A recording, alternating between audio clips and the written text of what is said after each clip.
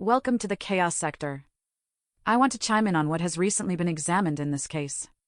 A viewer mentioned something interesting regarding the sliding doors. There was a stool wedged against the door. As you see, this stool and how it's laying sideways indicates that it was physically there the night of the murders, right?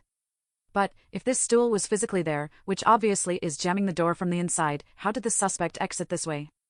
I want to highlight this comment to bring about another key point. Quote, I had a thought last night, remember the stool in the back sliding door? DM seen the killer go out that door, so how did the stool get there?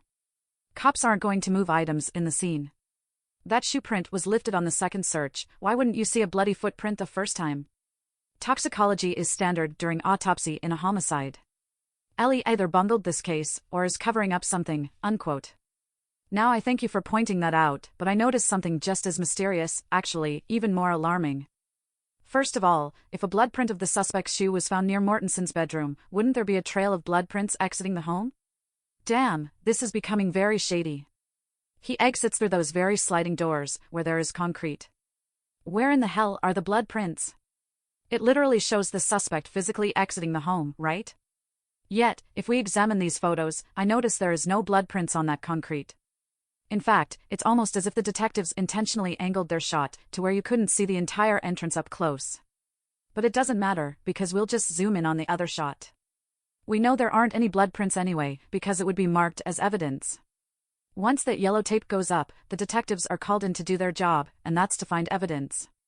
Yet, there is yellow tape up, but someone bypasses blood prints near the entrance? It has to be there, right? I guess not. As you see, there are no blood prints on that concrete. If there are no blood prints, which would be a trail from where the initial blood prints were, which is approximately 20 to 30 feet from Mortenson's bedroom, where are the blood prints? Did Kohberger float away? Did he have a hoverboard like Back to the Future? Listen, no blood prints on that concrete means there were no blood prints found in the home.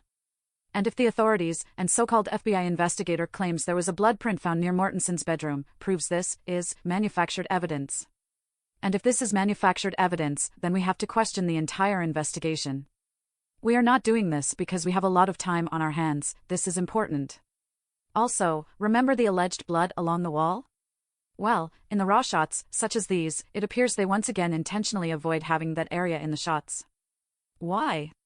Because there was not blood there. So this proves, as examined in a previous episode, that it was fake blood along that wall. Manufactured evidence to frame Brian Kohberger for murder is becoming more logical the more we discover eerie details.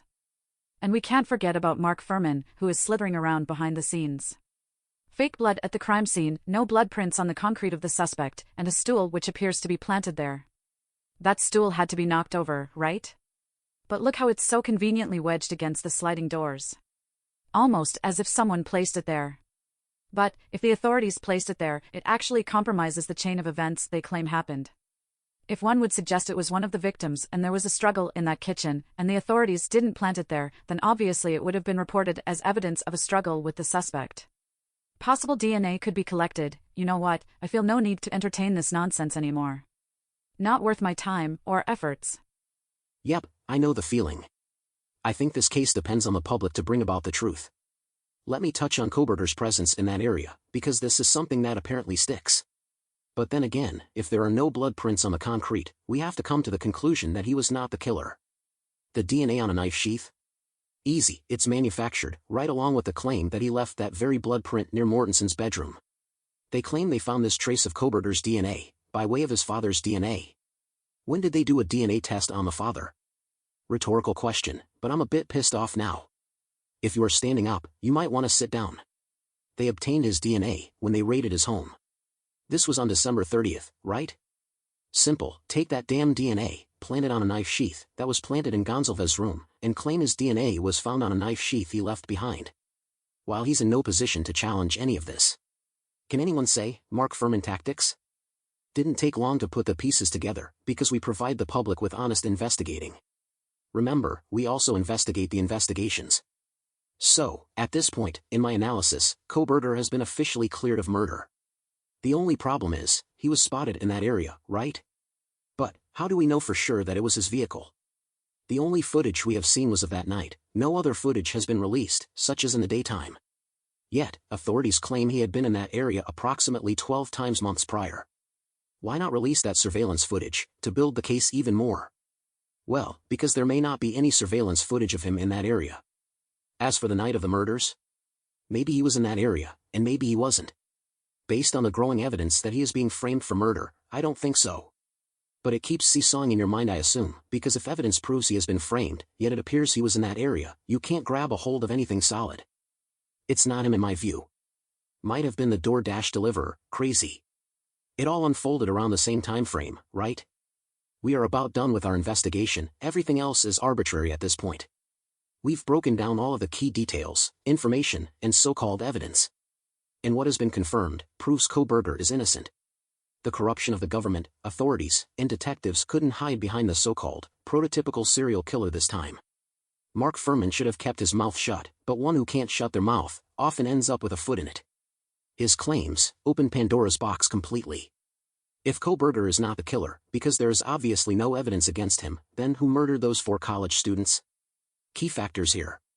The grub truck surveillance has the murderers physically there, or at least in that area. The peers left there around 1:45 a.m., right? A white vehicle is seen in surveillance pacing back and forth around this time, right? Kohberger's cell phone goes offline frequently throughout the night, right? He is spotted near the home again approximately at 3 a.m., right? A DoorDash delivery to Kernodle arrives around 4 a.m., right? Then approximately 4:25, the murders occur, right? Then Kohberger is seen speeding away soon after in surveillance, right?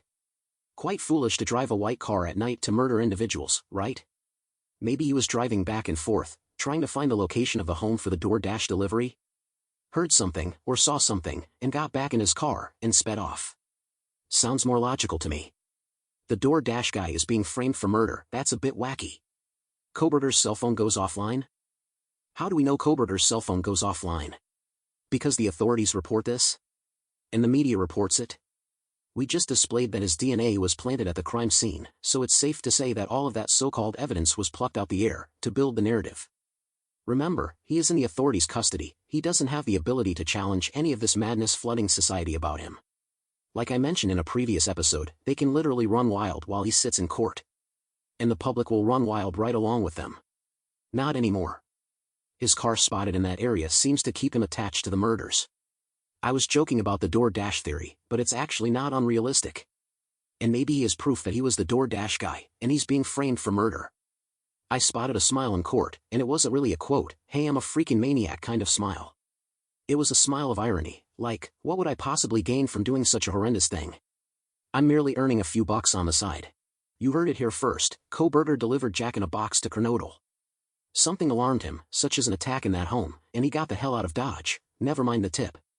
But maybe, he stated to Kernodle, quote, "It's okay, I'm here to help." But didn't think he could protect anyone, didn't have a weapon, and calling the authorities may end up being the wrong choice. He would have to stay at the crime scene.